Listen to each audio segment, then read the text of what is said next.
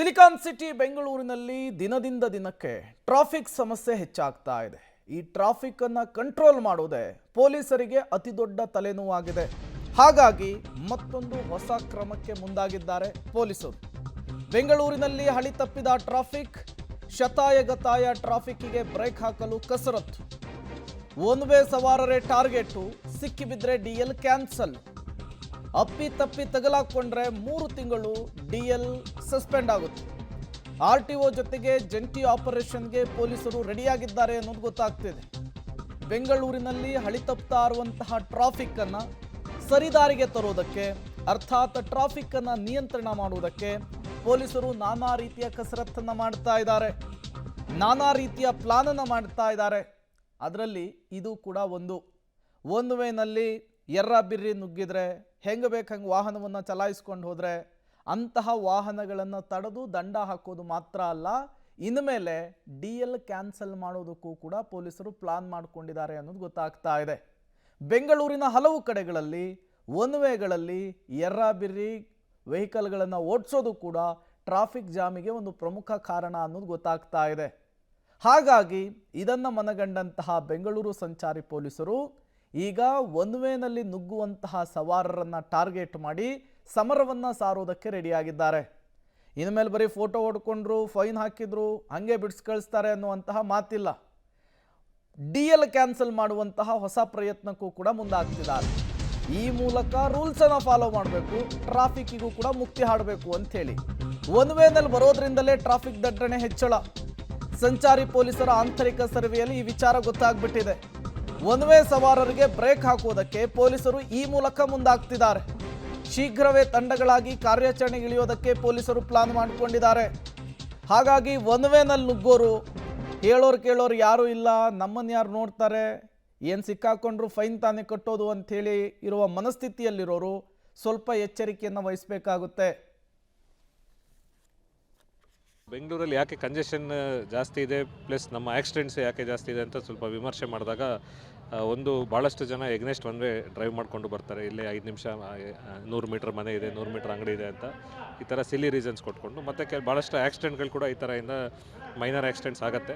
So ಇದನ್ನು ತಡೆಗಟ್ಟಲಿಕ್ಕೆ ಮತ್ತು ಸ್ವಲ್ಪ ರೋಡಲ್ಲಿ ಡಿಸಿಪ್ಲಿನ್ ತರಲಿಕ್ಕೆ ನಾವೊಂದು ಡ್ರೈವ್ ತಗೊಂಡು ಕೇಸ್ಗಳು ಮಾಡ್ತಾಯಿದ್ದೀವಿ. ಕಳೆದ 3 ದಿನದಿಂದ ಸುಮಾರು 8,000 ಆಡ್ ಕೇಸ್ನ ನಾವು ಮಾಡಿದ್ದೀವಿ.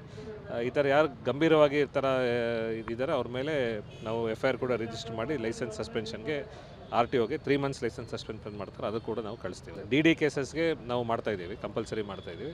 ಬೇರೆ ಈ ಥರ ಕೇಸಸ್ಸಲ್ಲಿ ಅಂದರೂ ಹೆವಿ ವೆಹಿಕಲ್ಸು ಅಥವಾ ಈ ಥರ ಟ್ರಾಫಿಕ್ದು ಭಾಳ ಸಮಸ್ಯೆ ಆದರೆ ಅವ್ರ ಮೇಲೆ 285 BNS ಅಲ್ಲಿ FIR ಮಾಡಿ ಅವ್ರಿಗೆ ರೆಕಮೆಂಡ್ ಮಾಡಿ ಕಳಿಸಿ. ಅದೇ ಪ್ರಾಬ್ಲಮ್ ಆಗ್ತಿರೋದು, ಯಾರಿಗೂ ಅದರದ್ದು ಇಂಪಾರ್ಟೆನ್ಸ್ ರಿಯಲ್ ಆಗ್ತದೆ, ರೋಡ್ ಸೇಫ್ಟಿದು ಇಂಪಾರ್ಟೆನ್ಸ್ ರಿಯಲೈಸ್ ಆಗ್ತಿಲ್ಲ. ಡೆತ್ 10 ಮೀಟ್ರಿಗೂ ಬರೋದು 50 ಮೀಟ್ರಿಗೂ ಬರ್ಬೋದು, ಹಂಗೇನು ಆಗಲ್ಲ ಅನ್ನೋ ಒಂದು ನೆಪದಲ್ಲಿ ಬರ್ತಾರೆ. ಬಟ್ ಎಲ್ಲರೂ ಅರ್ಥ ಮಾಡ್ಕೊಬೇಕು, ಅಪಘಾತ ಅನ್ನೋದು ಹೆಸರಲ್ಲೇ ಆಕ್ಸಿಡೆಂಟ್ ಅಂತ ಇದೆ, ಅದು ಯಾವಾಗ ಬೇಕಾದರೂ ಯಾರಿಗೆ ಬೇಕಾದರೂ ಆಗ್ಬೋದು. ಸೊ ಇವರೊಬ್ಬರೇ ಎಲ್ಲ, ಆಪೋಸಿಟ್ ಸೈಡ್ ಡ್ರೈವರು ಅಲರ್ಟ್ ಆಗಿರಬೇಕಾಗತ್ತೆ. ಸೊ ಎಲ್ಲರೂ ಟ್ರಾಫಿಕ್ ರೂಲ್ಸ್ನ ಫಾಲೋ ಮಾಡಿದ್ರೆ ಯಾವುದೇ ರೀತಿಯ ಆಕ್ಸಿಡೆಂಟ್ ಕೂಡ ಆಗಲ್ಲ. ಸೊ ನಮ್ಮ ಗುರಿ ಈ ವೈಲೇಷನ್ಸ್ ಏನಾಗ್ತಿದೆ ಇದರಿಂದ ಆಕ್ಸಿಡೆಂಟ್ನ ತಡೆಗಟ್ಟ.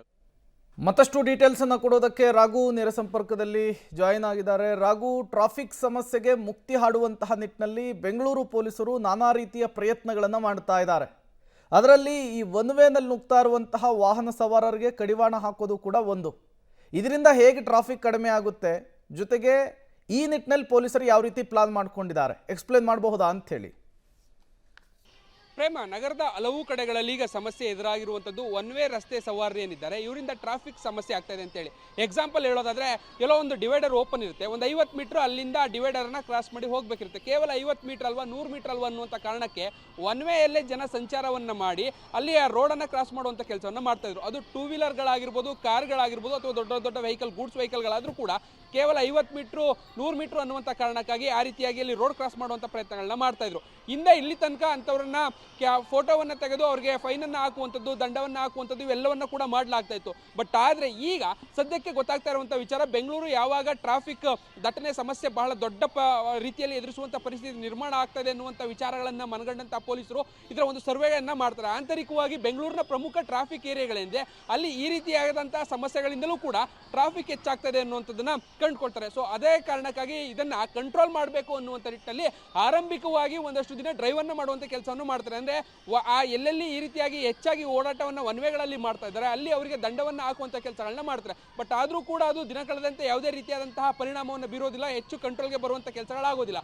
ಸೊ ಇದಕ್ಕೆ ಒಂದು ದೊಡ್ಡ ಮಟ್ಟದಲ್ಲಿ ಒಂದು ಪ್ಲಾನನ್ನು ಮಾಡಬೇಕು, ಇದನ್ನು ಕಡಿವಾಣ ಹಾಕಬೇಕು ಅನ್ನುವಂಥ ನಿಟ್ಟಿನಲ್ಲಿ ತಯಾರಿಯನ್ನು ಮಾಡಿಕೊಳ್ಳುವಂಥ ಪೊಲೀಸರು ರಾಜ್ಯ ಸಾರಿಗೆ ಇಲಾಖೆ ಜೊತೆ ಚರ್ಚೆಯನ್ನು ಮಾಡ್ತಾರೆ. ಅದಾದಮೇಲೆ ಈ ರೀತಿಯಾಗಿ ಯಾರೆಲ್ಲ ಟ್ರಾಫಿಕ್ಗೆ ಕಾರಣ ಆಗ್ತಾ ಇದ್ದಾರೆ ಅಂಥವ್ರ DL ಕ್ಯಾನ್ಸಲ್ ಮಾಡಬೇಕು ಅನ್ನುವಂಥ ನಿರ್ಧಾರಕ್ಕೆ ಬರ್ತಾರೆ. ಸೊ ಹೀಗಾಗಿ ಜಂಟಿ ಕಾರ್ಯಾಚರಣೆಗೆ ಪೊಲೀಸರು ಜೊತೆಗೆ RTO ಅಧಿಕಾರಿಗಳು ಮುಂದಾಗ್ತಾ ಇರುವಂಥದ್ದು. ಪ್ರೇಮ್, ಥ್ಯಾಂಕ್ ಯು ರಘು ತಮ್ಮೆಲ್ಲ ಮಾಹಿತಿಗಾಗಿ.